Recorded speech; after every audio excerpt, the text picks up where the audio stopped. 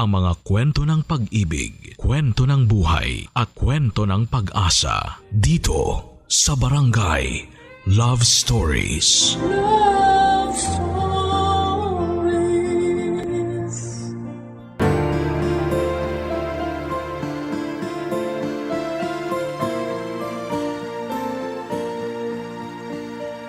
Ang pagpapamilya ay parang pagtatayo ng negosyo. Ang mag-asawa ay magkasosyo. Pero minsan ay merong nagiging dahilan para mabuwag ang pagsasabang ito. Ikaw, kabarangay, naranasan mo na bang maloko at iputan sa ulo? Dear Papa Dudut, magandang araw po sa inyo at sa mga kabarangay natin. Tawagin niyo na lamang po ako sa pangalang Aiki. 34 years old at isa po akong proud na barbero. Ang totoo ay kakasimula pa lamang ng negosyo kong barbershop dito sa may dulong bayan ng Antipolo. Pero masasabi ko na malakas naman at kumikita ng desente. Pangarap ko na po talagang maitayo ito noong bata ako kasi gusto kong tularan ang yumao kong tatay na isang barbero. Barbero rin po kasi ang lolo ko at kinakarangal ko ang trabaho namin yon. Kaya lang ay nalugi po ang barbershop namin noong nagka-cancer si tatay kaya ibinenta. 4 po kaming magkakapatid at ako ang panganay. Sumasideline ako noon sa tindahan ng tiyuhin ko sa mall bilang tagagawa ng mga sirang cellphone. Pero dahil sa kahirapan ay inabot kami ng 6 na taon sa kolehiyo. Patigil-tigil kasi ako sa pag-aaral pero nairaos ko naman po ang kurso kong business management. 4 na taon na po akong nagtatrabaho sa opisina nang makilala ko si Rizalyn. Bale, taga-ibang department siya na nag-apply at nagkataong nakasabayan ko sa pantry magmeryenda. Kinausap ko siya kasi nagagandahan ako sa kanya, Papa Dudut. Tapos naging palagay ang loob namin sa isa't isa hanggang sa niligawan ko siya at hindi nagtagal ay sinagot niya ako. Siya ang unang girlfriend ko na naging live-in partner ko na rin noong nabuntis ko siya. Pero kinailangan niyang mag-resign sa trabaho dahil masela ng pagdadalang tao niya. Nagko-commute lang kasi kami at napapagod siya doon. Kaya lang ay nakunan siya noong 4 na buwan ang baby sa tiyan niya. Papadudot dinamdam po namin ang pagkawala ng aming anak lalo na si Rizalyn. Madalas siyang magmukmok sa inuupahan namin. Ayaw niyang lumabas ng bahay dahilan para mag-alala ako ng husto sa kanya, Papa Dudut. Tumagal po yun ng 2 taon kaya nga kapag rest day ko noon sa opisina ay sinasamantala ko na ang pagkakataon para lumabas at igala si Rizalyn.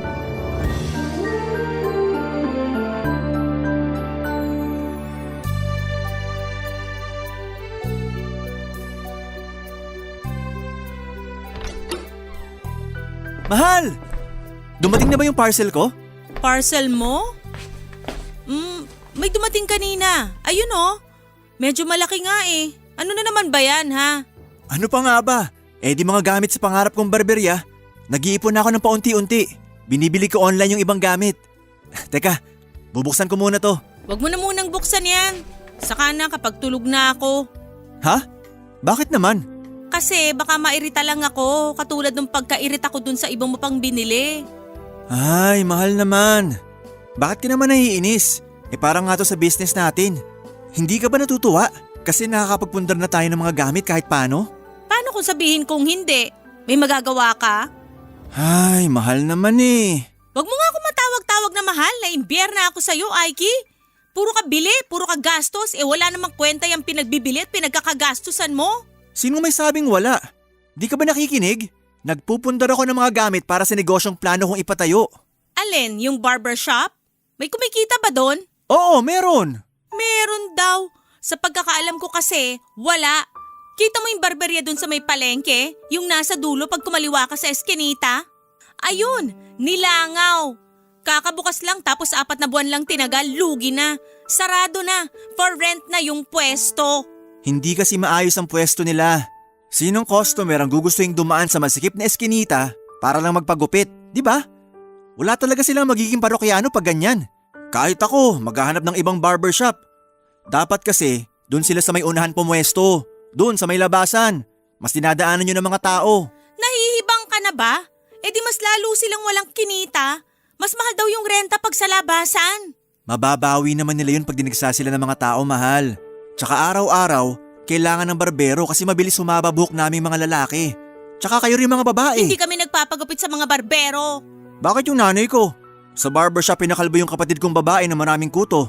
Abay, ewan ko sa inyo. Saka wag mo ngang ibahin ang usapan. Ay, hindi ko iniiba ang usapan. Gusto ko lang makita mo ang punto ko. Mahal, alam mo namang barbero ang tatay ko, di ba? Pati lolo ko, pagugupit ng buhok ang kinabubuhay.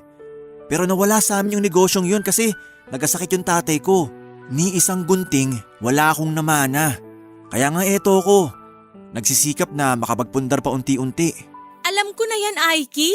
Ilang beses mo na yan kinwento sa akin. Akala ko napaintindi ko na sa'yo na wala ka mapapala sa pangarap mong pagbabarbero. Ewan ko ba naman kung anong klaseng utak meron ka? Ang ayos-ayos ng trabaho mo sa opisina nyo, the aircon, may mga benefits, tapos isusuko mo kasi gusto mong sumugal sa negosyong sinasabi mo? Taas ng tingin sa'yo ng mga kapitbahay natin kasi pumapasok ka sa opisina. Tapos gusto mong maging barbero lang?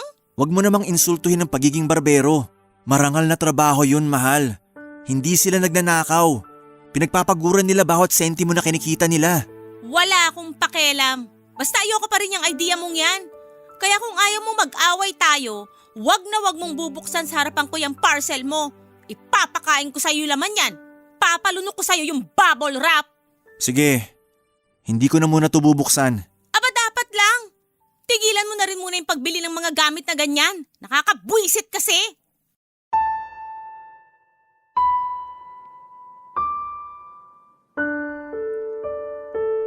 Maganda po si Rizalyn, morena, makinis ang balat at habulin ng mga kalalakihan. Doon pa lang sa opisina namin ay marami nang pumoporma sa kanya kahit na hindi pa siya nagtatagal simula makapasok noon. Hindi naman sa minamalit ko ang sarili ko pero sakto lang kasi ang itsura ko, Papa Dudut. Maitim ang balat, hindi katangkaran, hindi matangos ang ilong. Pero sabi ni Rizalyn ay nagwagwapuhan daw siya sa akin. Kung baga nagja-jive ang mga personality namin, pero kung may isang bagay na madalas kaming pagtalunan, yon ay ang tungkol sa plano kong pagtatayo ng barbershop. Naunawaan ko po na risky ang pagtatayo ng business kaya na-appreciate ko ang mga pros and cons na sinasabi niya pero nakakasama lang ng loob yon. Na para bang wala siyang kabilib-bilib sa akin sa mga pangarap ko, Papa Dudut. Aaminin kong nagtampo ako kay Rizalyn at diniscourage niya ako. Pero pinili ko pa rin pong unawain ang live-in partner ko. Inisip ko na baka may punto siya na hindi pa yon ang tamang panahon para seryosohin ko ang pangarap kong maging barbero. Na kailangan ko pang magkaroon ng sapat na kapital para mapondohan ang barbershop business ko. Kaya nga mas nagpursige ako sa pagtatrabaho para mas makapag-ipon palalo, Papa Dudut. Total ay wala pa naman kaming anak ni Rizalyn ay hindi pa gaanong kalaki yung gastos naming dalawa. Lumipas pa po ang mga buwan, kinakitaan ko ng progreso si Rizalyn. Hindi na siya nagmumukmok sa bahay namin katulad noong unang 2 taon na nawala ang baby namin. Pero kasabay noon ay ayaw muna niyang magkaanak ulit kami. Siguro ay nandun pa rin yung trauma kaya hinayaan ko na lamang, Papa Dudut. Isang araw ay kinausap po ako ng kinakasama ko dahil meron siyang pinaplanong gawin.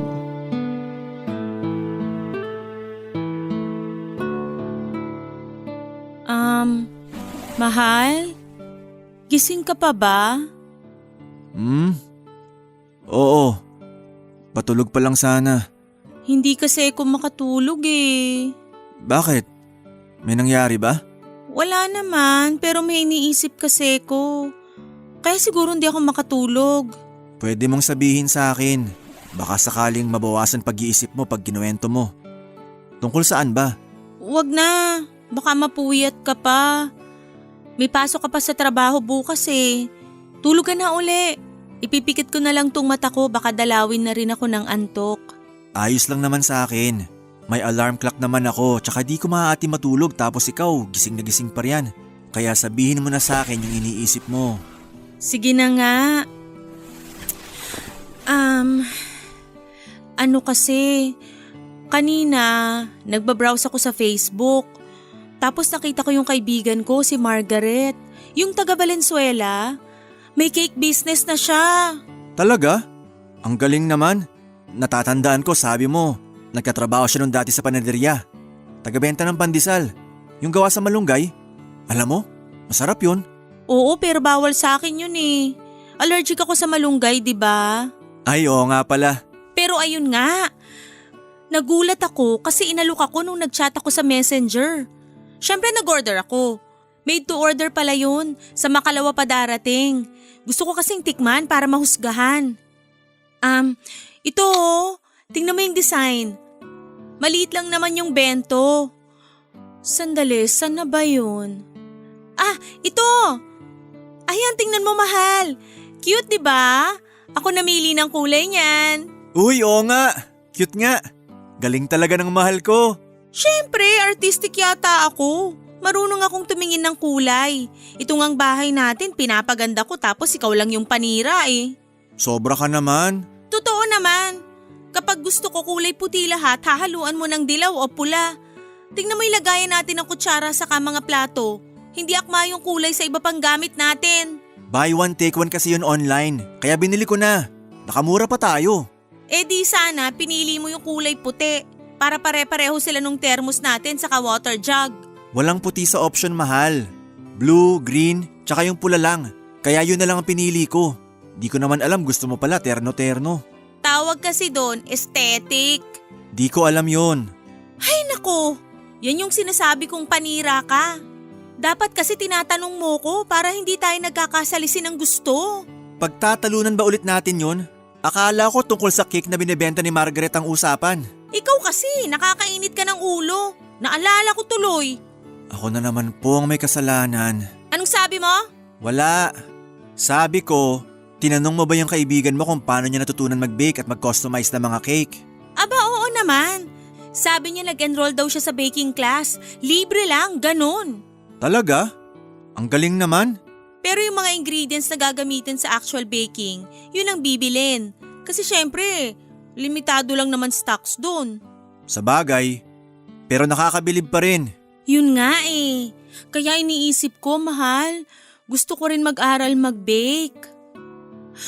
Okay lang ba? Ha? Oo naman. Okay lang pero may papasukan ka na ba? Meron. Sinabi sa akin ni Margaret kung saan siya nag-aral. Tapos nalaman ko, meron sa may bandang Pasig. Mas malapit. Ay, desidido na talaga ako. Ilang gabi ko na yung pinag-iisipan. Oo, wala akong masyadong idea sa paggawa ng mga tinapay o pagbe-bake ng cake. Pero gusto kong matuto. Mahal, malay mo maging katulad ako ni Margaret. Makapagbenta rin ako ng mga cake at makapagpatayo tayo ng tindahan. Kung ganyan na desidido ka na, tuloy mo mahal. Natututo ka na, tsaka maganda rin na may pinagkakaabalahan ka para malibang ka. Talaga? Susuportahan mo ako? Oo naman, bakit hindi? Wala lang. Naisip ko lang kasi baka ayaw mo dahil hindi kita sinusuportahan sa pangarap mong barbershop. Hindi naman ako ganong klase ng tao. Mabuti, kasi kumpara sa plano mong barbershop, mas may kikitain yung plano kong cake shop. Kaya doon na lang tayo, mahal. Malay mo, balang araw, yumaman din tayo. Papadudot masaya po ako nang sabihin sa akin ni Rizalyn ang balak niyang pag-enroll sa baking class. Doon pa lang sa kagustuhan niyang matuto ng ibang bagay, sinuna ko para hindi suportahan ang babaeng mahal ko. Kaya nga hindi lang moral support ang ibinibigay ko sa kanya, pinansyal at emotional na rin. Kumuha po ng short-term course sa baking ang live-in partner ko. 5 araw ang pasok niya na may 4 na oras na klase. Sa loob ng mga panahong yon ay tinutukan ni Rizalyn ang pag-aaral niya up to the point na pati weekend ay busy siya. Ang tinutukoy ko po ay yung mga time na hindi ko na siya mayayang lumabas para makipag-date kasi itutulog na lang daw niya o busy siya sa pagpapractice ng pagbe-bake nila sa mga susunod na araw. Nalulungkot ako sa parte na yon dahil naglalaan ako ng oras para makasama siya at hindi pag-usapan ang trabaho o ibang bagay, pero pakiramdam ko ay kasabay ng pagiging abala niya sa bago niyang ginagawa ay ang pagkawala niya ng panahon sa aming relasyon, Papa Dudut. Barangay Love Stories. Barangay Love Stories. Bilang partner ay patuloy ko pong sinuportahan si Rizalyn sa bagay na ginagawa niya. At yun nga yung baking class niya, Papa Dudut. Nakikinig ako mabuti sa kanya kapag nagkikwento siya ng mga gusto niyang mangyari pag natapos na niya ang kanyang kurso. Naalala ko na nabanggit niyang may plano siyang gumawa ng cakes and other pastries para gawing negosyo. Gusto niya ring magtayo ng physical store kapag nakaipon na at may sapat ng kapital. Habang masaya ako dahil nakikita ko ang dedikasyon ni Rizalyn, hindi ko mapigilang mainggit sa suportang ibinibigay ko sa kanya. Hindi niya kasi yon magawa sa akin at sa pangarap kong pagtatayo ng barbershop, Papa Dudut. Kahit na ayokong magdamdam ay hindi ko pa rin mapigilan. Sa kabilang banda ay natutuhan kong isantabi ang feelings ko kahit na paulit-ulit kong naiisip ang mga sinabi sa akin ni Rizalyn noon. Na baka walang patunguhan ang pangarap ko at mag-aksaya lamang ako ng pera at ng lakas. Sa pagpapatuloy ng klase niya sa baking ay lalo po kaming nawala ng oras sa isa't isa ni Rizalyn, Papa Dudut. Madalas overtime ako sa trabaho tapos kapag wala siyang klase ay lumalabas siya kasama ang mga bago niyang kaibigan na nakilala niya sa baking class nila. Masaya ako para sa kanya kasi meron na siyang ibang sinasamahan. Kaya kahit mas lalong nabawasan yung oras namin sa isa't isa ay hindi ko na po yun masyadong dinamdam. Ayokong sumama ang loob ko kay Rizalyn kasi mahal ko siya at mahalaga sa akin yung kaligayahan niya kahit na parang hindi na po ako kasama doon, Papa Dudut.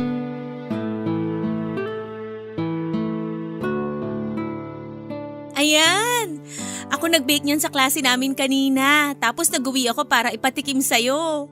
Wow! Mukhang masarap, mahal. Anong mukhang masarap lang? Syempre masarap yan! Ikaw naman, syempre matik na yon. He, dami mong sinasabi. Teka, upo ako. Oh, ito yung kutsilyo. Mag-slice ka para sa sarili mo. Dali, tikman mo na! Ito na oh.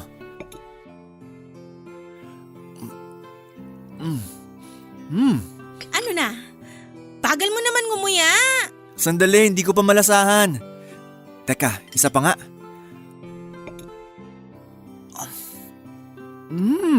Anong di mo malasahan pinagsasabi mo dyan? High blood ka na naman. Hindi ako high blood. Kakainis ka kasi. Ano na masasabi mo? Tagal ha? Masarap naman siya, mahal. Pero parang hindi masyadong malinamnam. Ha? Pinagsasabi mo dyan? Ako nga titikim?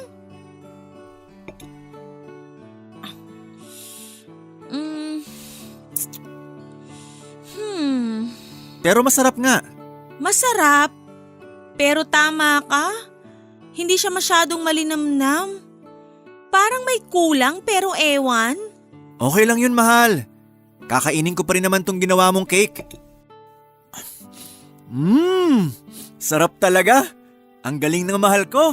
The best. Pwede ba wag ka ngang magsinungaling? Naiinis ako eh. Palagay mo sa akin, uto-uto? Siyempre hindi. Huwag ka na mainis, mahal. Mahalin mo mukha mo. Rizalyn naman. Hindi ko kasi alam saan ako nagkamali. Sakto naman yung sukat ko ng mga ingredient. Saan kaya ako napasobra? Kaya pala nangunot yung kilay nung trainer namin pagtikim dyan sa cake na gawa ko. Akala ko pa naman na perfect ko na. Paano na lang ako magtatayo ng cake business nito kung hindi masarap yung mga gawa ko? Kaya ka nga nag-aaral para matuto pa. Wala naman pinanganak na magaling agad sa isang bagay. Pero matatapos na yung klase namin. Parang wala naman akong natutunan nito, mahal. Hindi totoo yan. Hindi ka palang magaling pero marunong ka na. Ayoko nang marunong lang. Gusto ko magaling. Papunta ka na doon. Huwag mo madaliin. Sa bagay, pero gusto ko talagang maging magaling. Kukumpetensyahin ko yung cake business ni Margaret. Tatalunin ko siya. Pero hindi ko yun magagawa kung patapos na yung klase namin. Nakakatamad naman mag-bake mag-isa dito sa bahay tapos hindi pa kumpleto mga gamit ko. Pwede naman kitang bilhan ng mga gamit na kailangan mo pa unti-unti. Wag na, may naisip akong paraan. Anong paraan? Mahal, may kaklase akong mayaman. May bake shop yung pamilya nila. Doon lang din sa Pasig. Sabi niya kung gusto ko raw mamasukan doon. Gumagawa sila ng cake. Pwede ko raw ituloy doon yung training ko habang kumikita ng pera kasi babayaran nila ako. O, di ba? Panalo na! Oo, pero… Pero ano? Lalaki ba tong kaibigan mo? Oo, nakwento ko na yun sa'yo. Nakalimutan mo na, no? Medyo. Yan tayo eh. Ano kung lalaki? Mabait naman yun, no? Oo nga, pero… Ano ba kasi yun? Teka, wag mo sabihin nagsiselos ka. Hindi ah. Wag mo nga akong ma-eme-eme dyan, Aiki. Kabisado ko hilat siya ng bituka mo. Nagsiselos ka nga? Sus ka naman. Masisisi mo ba ako? Siyempre maghapon kayo magkasama dun sa bake shop nila. Magtatrabaho ako doon, hindi ako makikipaglandian. Ikaw nga ilugar mo yung selos mo. Para kang abnormal. Sinabi ko naman sa'yo, willing ako magbigay ng pera para puhunan mo sa plano mong business, mahal. Bakit kasi kailangan mo pang mamasukan dun sa kaklase mong yun? At bakit hindi? Sige nga, bigyan mo ako ng dahilan kung bakit hindi ko kakagatin yung oportunidad na yon. Wala kang masabi kasi wala ka naman talagang dahilan. Hay, kainis ka talaga. Akin na yung cake. Uy, saan mo dadalhin yan? Di pa ako tapos kumain. Huwag ka na kumain. Nayayamutan ako sa'yo. Mahal naman eh.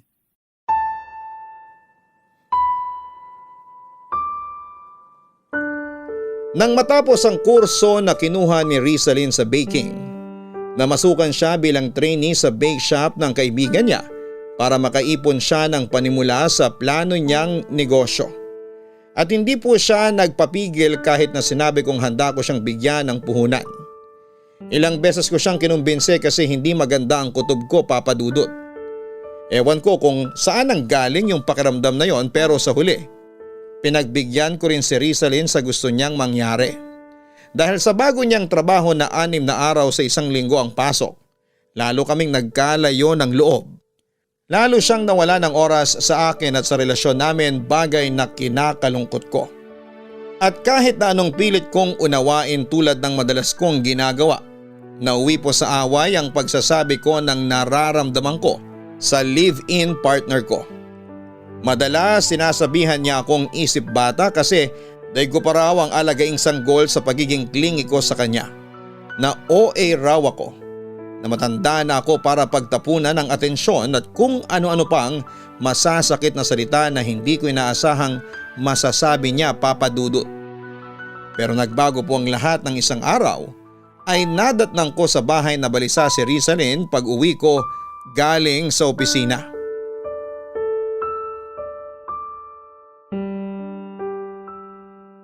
Mahal, kapag ba nakagawa ako ng kasalanan sa'yo, mapapatawad mo pa ako? Anong klaseng kasalanan? Basta, sagutin mo na lang kasi. Oo, pero ano nga kasi yun? May ginawa ka na ba? Siyempre wala. Ay, nagtatanong lang. May plano ka bang gawin? Wala. Baliw ka ba? Nagtatanong lang din ako, mahal. Huwag ka magalit. Hindi ako galit. Okay, pero may problema ka ba? Kasi mukha kang malungkot eh. Pagod lang ako sa work. Hindi pala talaga biro yung magtrabaho uli matapos kong masanay sa bahay natin ng 2 taon. Sa tono mo, parang ibang klase yung pagod mo ah. Anong ibig mong sabihin? Kasi dati naman ganadong-ganado ka. Oo, nakakapagod pero lagi ka pa ring masaya. Pero ngayon, parang may kakaiba. Ay, gusto ko nang umalis sa pinagtatrabahuhan ko, Aiki. Bakit? May nangyari ba? Feeling ko ayaw sa akin ng mga kasama ko dun eh. Lagi nila akong pinagbubulungan tapos kung makatingin sila sa akin kala mo kung sino. Sinubukan kong wag pansinin kasi baka inggit lang sila sa beauty ko kaso nakakasawa rin pala. Paglalabas sila di nila ako sinasama. Tapos pag may celebration sila katulad nung nakaraan, may pa-surprise sila sa boss namin. E tsapuera ako. Para tuloy akong eng-eng dun sa kitchen habang takang-taka kung ano yung pinaghahandaan nila. Sinubukan mo na ba silang kausapin? Kung usap lang, matagal ko nang ginawa. Todo-todo pa pakikisama ko sa mga yun. Nung isang linggo, pinagluto ko pa ng afritadang manok yung isa naming kasamahan na nag-birthday. Nagpaparinig kasi siya na paborito niya yun. Tapos nung nalaman niyang galing sa akin, aba, hindi kinain. Pero tinanggap at nagpasalamat. Akala mo kung sinong anghel pero daig pa si Satanas pagtalikod. Paano mo nalamang hindi kinain? Narinig ko, malamang. Nagchichismisan sila nung break time na pinakain na lang daw niya sa mga aso yung ulam na bigay ko. Ang kapal, di ba? Mahal-mahal ng kilo ng manok plus mga ingredients. Isama mo pa yung pagod ko tapos gaganunin lang niya. Minsan parang gusto ko na lang magkunwaring sinasapian ng masamang espiritu para may excuse akong masakal yung gagang yun eh. Nakakaloka kasi. Mahal, mali naman yung iniisip mo. Baka isumbong ka pa sa boss. Pero mali rin naman yung ginawa niya. Pinaghirapan ko yon, regalo ko nga yun sa kanya tapos… Ay… Makarma sana siya sa ginawa niya, mahal. Ayoko na talaga. Pagod na ako sa kanila. Rizalyn, kung pagod ka na, tama nga siguro desisyon mo na umalis na lang doon. Dito ka na lang sa atin mag-bake, tapos ibenta mo online. Uso naman yun eh. Kikita ka pa rin naman. At least ikaw ang boss. Wala kang kailangan pakisamahan na tauhan. Pero matrabaho yun. At wala pa akong tiwala sa kakayahan ko, mahal. Pwede ka naman mag-practice hanggang maging confident ka na sa product mo. I-apply mo yung napag-aralan mo. Palagay mo kaya ko? Oo naman. Naniniwala ako na kaya mo. Ikaw pa ba? Thank you sa pagtitiwala, mahal. Hindi ko alam ang gagawin ko kung wala ka sa tabi ko. Kaya ako nandito para samahan at damayan ka sa mga pinagdadaanan mo, mahal. Kaya huwag ka nang matakot. Ako na bahala sa'yo kasi partner tayo, di ba? Oo. Tapos mahal na mahal din kita. Mahal din kita, Aiki. Salamat. Walang anuman. Basta huwag ka nang malungkot.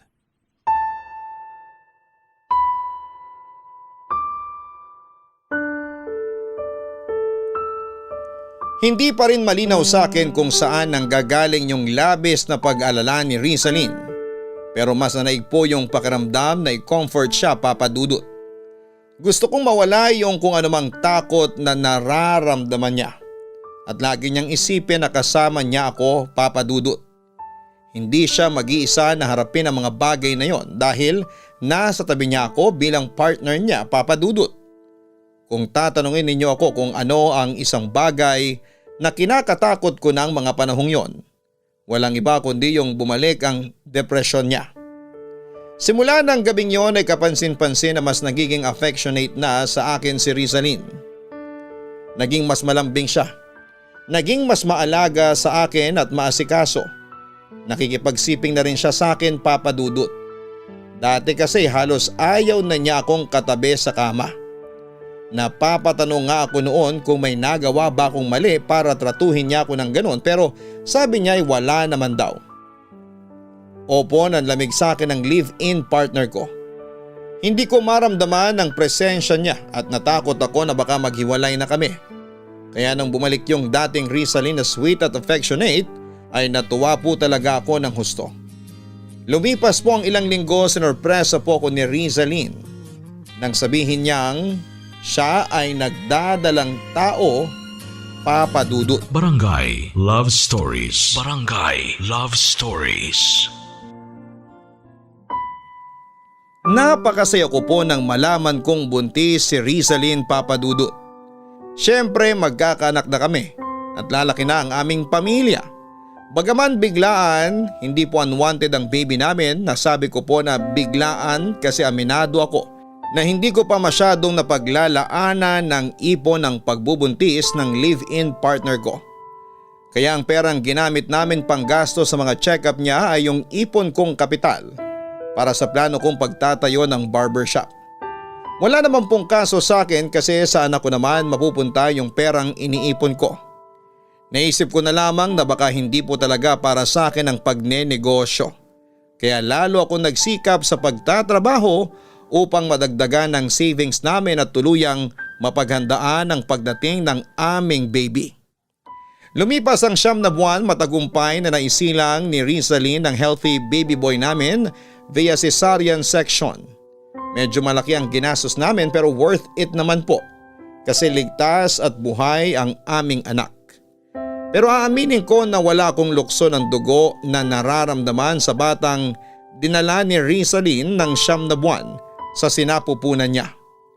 Ewan ko ba Papa Dudut, pero masaya naman ako nang unang beses na makita ko yung baby pero parang wala sa loob kong mapalapit sa kanya. Bukod doon, habang tumatagal ay hindi na lamang ako ang nakakakita ng pagkakaiba namin ng anak ko. Ang ibig kong sabihin ay minsang natanong sa akin ng mama ko kung ako raw ba talaga ang tatay ng baby namin ni Rizalyn kasi hindi ko kamukha. Maputi po ang bata, pareho kaming moreno ng live-in partner ko. May pagkamatangos din ang ilong ng anak ko at sakto lang naman po yung sa amin ng mama niya. Marami pa pong kaibahan na hindi ko na lamang sasabihin para sa maprotektahan ang bata Papa Dudut.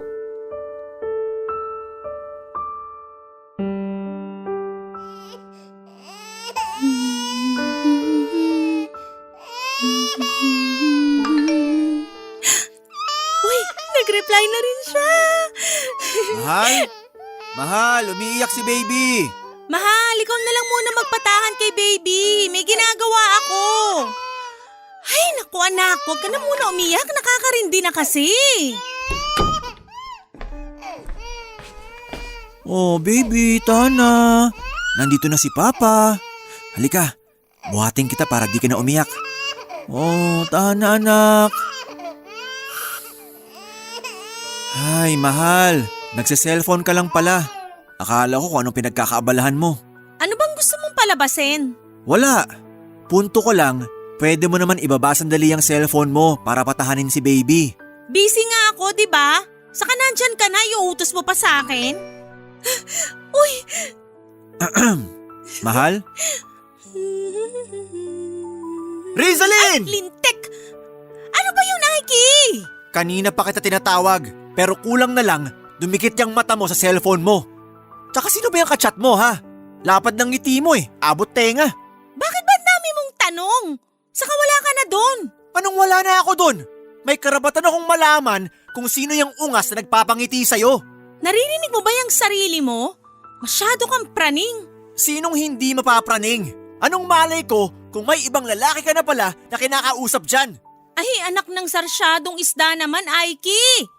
Gusto mo makita tong kausap ko? Oh, eto. Ayan, si mama ko kachat ko. May kinukwento siyang nakakatawa kaya nakangiti ako. Ano, kontento ka na ba? Panatag ka na ba? Sorry na mahal. Akala ko kasi kung sinong lalaki. Yan ang hirap sa'yo masyado kang seloso na wala sa lugar. Hindi ako seloso. Hindi mo mukha mo. Yung kaklase ko nga dati na boss ko rin sa pinapasukan kong bake shop pinagseselosan mo Tapos sasabihin mo sa akin na hindi ka seloso? Kung hindi, ano lang? Praning? Tama nga ako, masyado kang praning. Hindi mo ako masisisi. Tumigil ka. Dami mo pang satsat, yun na rin yon. Ay, anak, tahan na. Hindi kami nag-aaway ng mama mo. Hindi raw. Kung nakakaintindi lang sana yung bata, malalaman niya na pinagbibintangan mo ako. Mahal, hindi ganun ang punto ko. Huwag mo nga akong tawaging mahal pagkatapos mong palabasin na malandi ako. Ay, nak, tahan na sabi. Akin na nga yung anak ko. Hindi ka marunong magpatahan, palibasa hindi mo naman anak. Ha? Anong sinabi mo? Wala. Akin na sabi yung anak ko. Papa Dudut, narinig ko po ang narinig ko. Hindi lang ako makapaniwala pero naisip kong baka frustrated lang si Rizalyn kaya nasabi niyang hindi ko anak ang batang tinuring kong kadugo. Pero aaminin ko na nakadagdag po yun sa pagdududa ko tungkol sa kung anak ko ba talaga ang baby na dinala niya sa kanyang tiyan ng 9 na buwan. Habang lumalaki kasi ang bata ay mas nakikita ko ang pagkakaiba namin. Lalo na sa pisikal na itsura. Nalungkot po ako ng husto kasi napamahal na ako sa kanya at tinuring siyang kadugo ko. Pero ang hindi ko po lubos maisip ay paano ko matatanggap na nagloko si Rizalyn sakaling ngang mapatunayan na hindi ako ang tatay ng anak namin. Pero yung isipin na yon ay nanganak pa ng mga bagong problema sa pagsasama namin ni Rizalyn. Lalo na nung napansin kong panay ang pag-alis niya ng bahay para lumabas. Tapos late na siyang umuuwi at minsan ay nakakainom pa, Papa Dudut. Ang masahol dito ay sinasama niya ang anak namin sa kung saang lugar na pinupuntahan niya nang hindi nagpapaalam sa akin. Hindi po ako bayolenteng lalaki, pinalaki akong mahinahon ng mama ko. Mapagmahal at mapagpatawad, alam yon ng live-in partner ko. Kaya siguro ginamit niya ang mga katangiang yon para abusuhin at sagarin ang pasensya ko, Papa Dudut. Isang araw nangyari ang kinakatakutan nang may kumpirmahin sa akin si Rizalyn. Bagay na sa hinagap ay hindi ko akalaing magkakatotoo.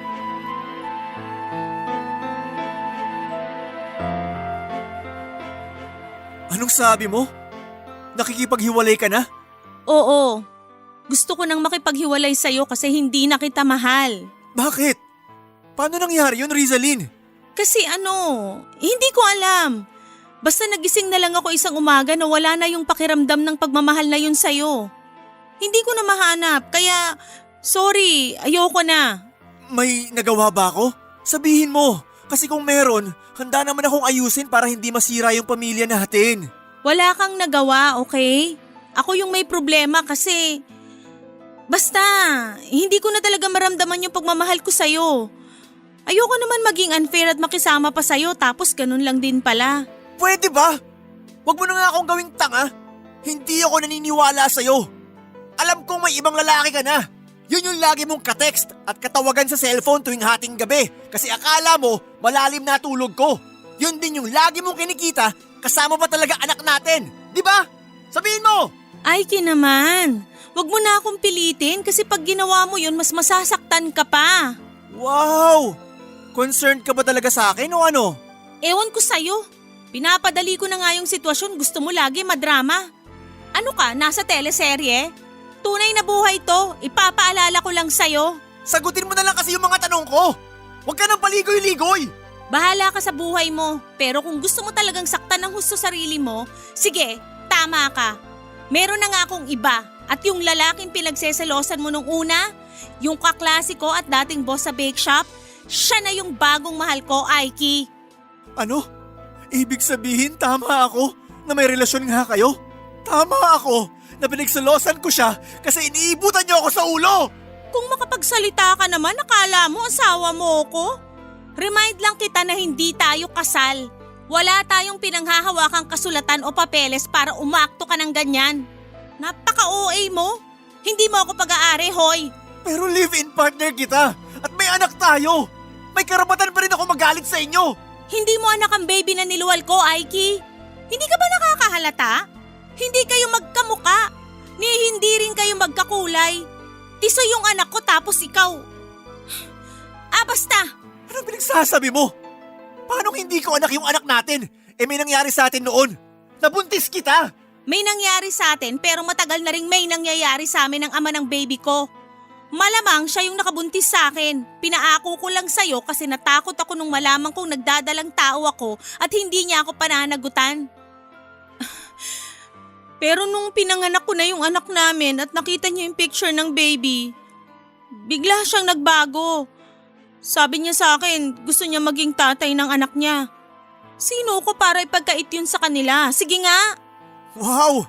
Sa lagay ako pa pala kontrabida sa inyo? Ayos ka rin, no? Niloko mo na nga ako, iniputan sa ulo, nagsinungaling ng husto, pinaako mo sa akin yung anak na hindi ko kadugo, tapos pinalalabas mo pa na ako yung may kasalanan dito? At cargo di konsensya ko pa kung hindi kita hihiwalayin para makapagsama na kayo ng demonyo mong kabit? Teka, huwag mong sabihin na yung hudas na yun ng tatay ng anak natin! Huwag mo nang tawaging anak mo yung hindi naman sa'yo. Masyado mong inaangkin, di mo naman kamuka. Kahit ipa-DNA mo pa. Pero mag-aaksaya ka lang ng malaking pera kasi mapapahiya ka lang sa resulta. Sagutin mo yung tinatanong ko, Rizalyn! Oo, siya nga! Masaya ka na? Ang sama mo! Paano nyo nagawa sa akin to?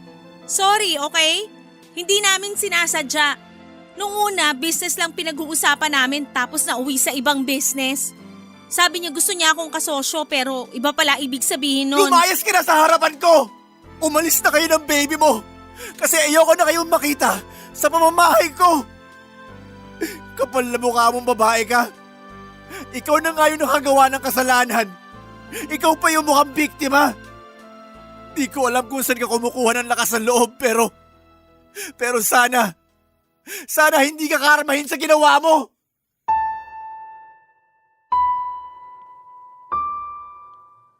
Umalis po si Rizalyn kasamang anak na hindi ko naman kadugo ng araw na yon. Naiwan po akong broken hearted at luhaan sa inuupahan namin. Kulang na lang ay kunin ko ang kutsilyo sa kusina at gilitaan ang aking lieg. Pero mabuti na lang dahil wala na akong lakas mula sa matinding paghagulhol. Nung araw na yon din ay tinawagan ko si mama at dali-dali niya akong pinuntahan. Para po kong batang umiiyak sa bisig ng nanay ko habang nagsusumbong sa kanya, Papa Dudut. Tulad ng inaasahan ay nagalit po ang buong pamilya ko kay Rizalyn. Pero ako na ang may sabi sa kanila na hayaan na lang ang dati kong live-in partner.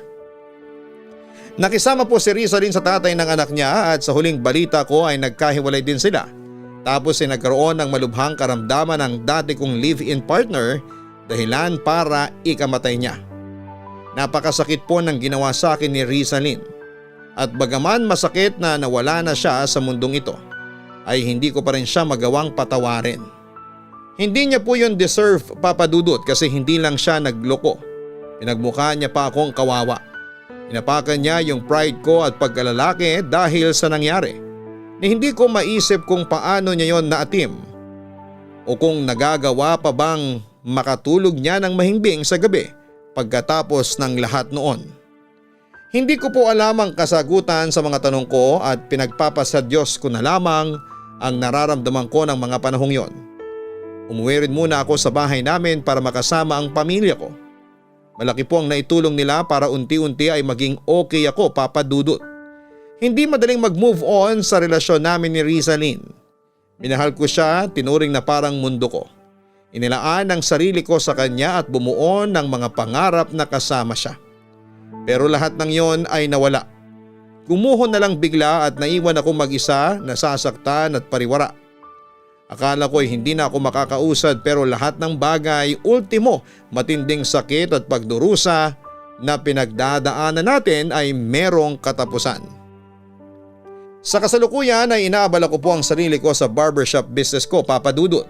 Single pa rin po ako at wala pang planong makipagrelasyon pero hindi ko naman tuluyang sinasarado ang puso ko. Proud at masaya po ako kasi sa wakas ay natupad ko na rin yung matagal ko ng pangarap. Magaan din ang loob ko dahil napapaligiran ako ng mga taong suportado ako at hindi ako hinihila pababa. Marami akong napagtanto sa buhay. Isa na doon yung inaalis ng Diyos. Ang mga taong hindi mabuti sa atin para matupad natin yung mga bagay na inilalaan niya sa atin. Maraming salamat po sakaling mapili po ninyong i-ere ang istorya ng buhay ko. Gusto ko lamang samantalahin ang pagkakataon para sabihing number 1 sa puso ko ang programa ninyong Barangay Love Stories. God bless po sa inyong istasyon at sa mga kabarangay natin. Ang inyong forever kapuso at kabarangay, Aiki. Barangay Love Stories. Barangay Love Stories. Anong say mo sa Barangay Love Stories na ito? Pagkwentuhan natin sa comment section yan. Nagustuhan ng iyong napakinggan? Ituloy yan via live stream sa www.gmanetwork.com/radio. Barangay LS 97.1 forever.